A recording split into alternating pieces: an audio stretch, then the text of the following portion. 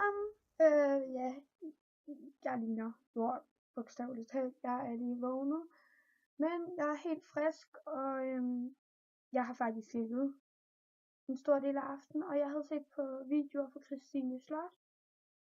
Og jeg faldt over hendes te-tider, og det tænkte jeg, det havde jeg også lyst til at lave. Hun har lavet 4 indtil videre, og der var en af dem, der fik mig til at tænke på venner. Hvad gode venner, hvad dårlige venner, og ja.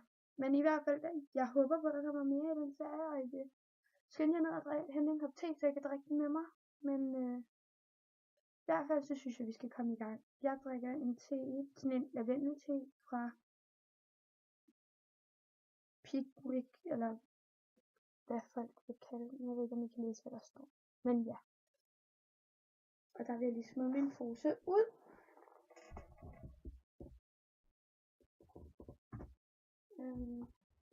Og den dufter virkelig godt. Så den synes jeg virkelig, I skulle prøve. Men jeg tænker, lad os bare komme i gang. Ja, venner, det er jo både virkelig, virkelig vigtigt emne, men samtidig er det heller ikke så vigtigt, eller så seriøst. Ikke seriøst, jo. Samtidig er det ikke så seriøst. Men ens venner betyder jo alting for en. Men samtidig er det også sådan, at du ved ikke, hvad der er rigtige venner, før I bliver ældre. Altså som jeg på et tidspunkt læste på Facebook, at selvom du gerne vil have folk med videre i livet, så er det bare ikke sikkert, at de har pakket til at komme med videre i dit liv.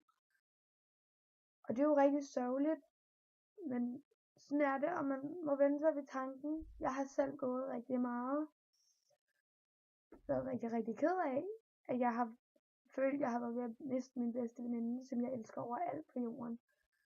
Min bedste veninde, hun betyder alting for mig, og hun er en kæmpe stor del af mit liv. Jeg håber aldrig nogensinde, jeg mister hende, men hvis vi vokser fra hinanden, så kan jeg ikke gøre noget ved det. Det håber jeg så ikke, vi gør, men det ville gøre mig virkelig ked af det, hvis det var.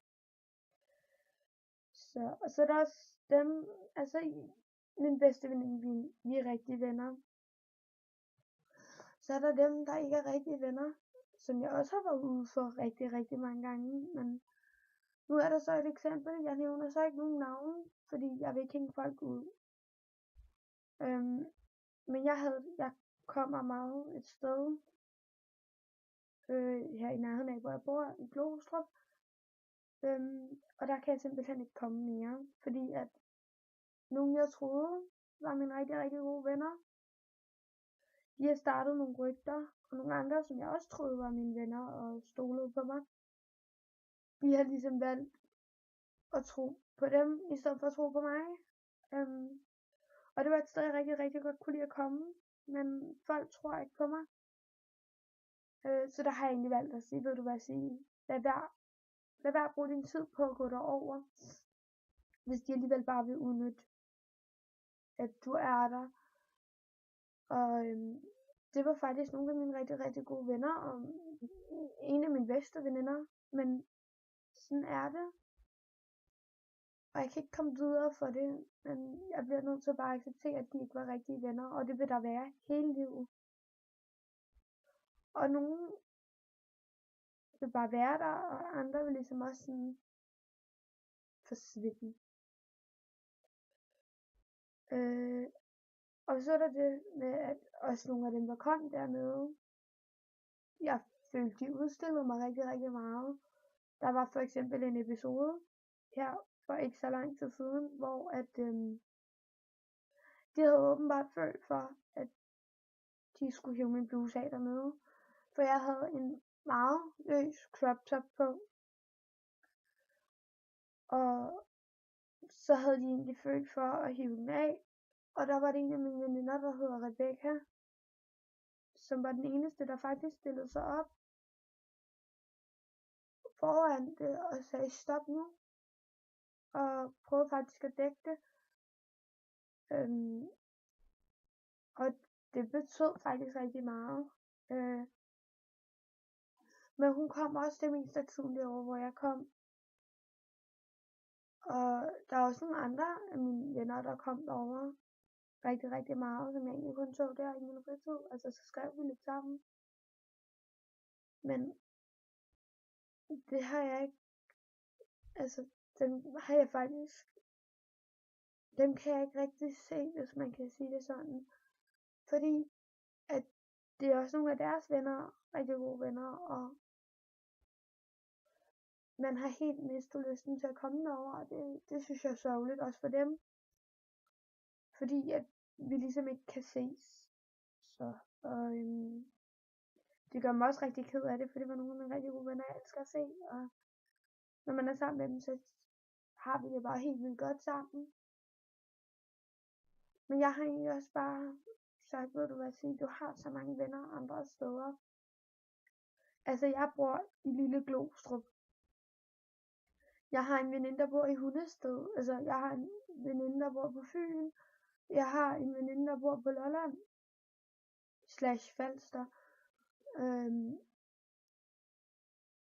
Og jeg har bare venner rundt i hele Danmark. Blandt andet, fordi jeg er spejder.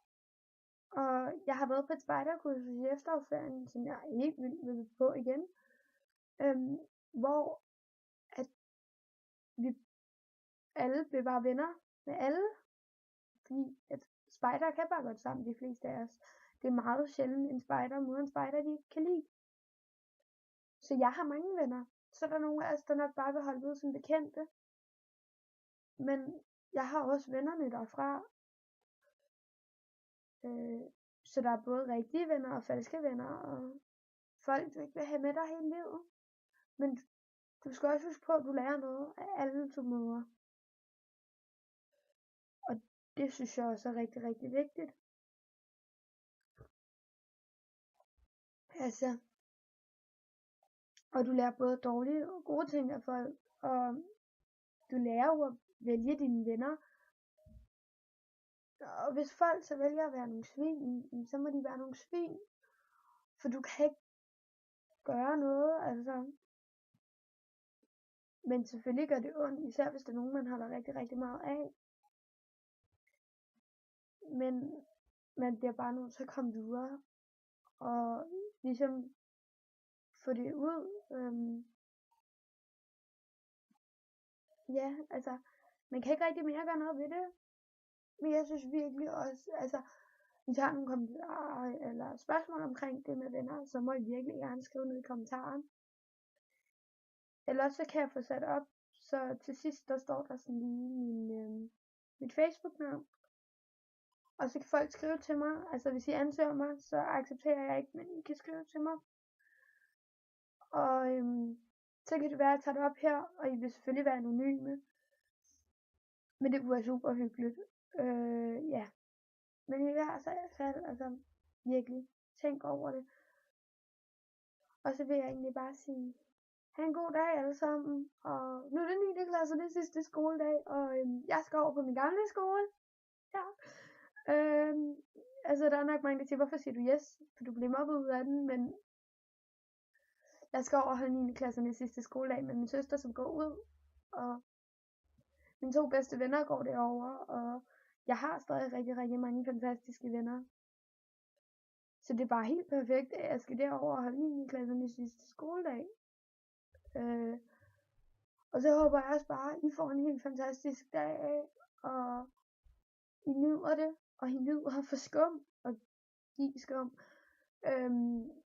Men det kunne bare være super fedt. Og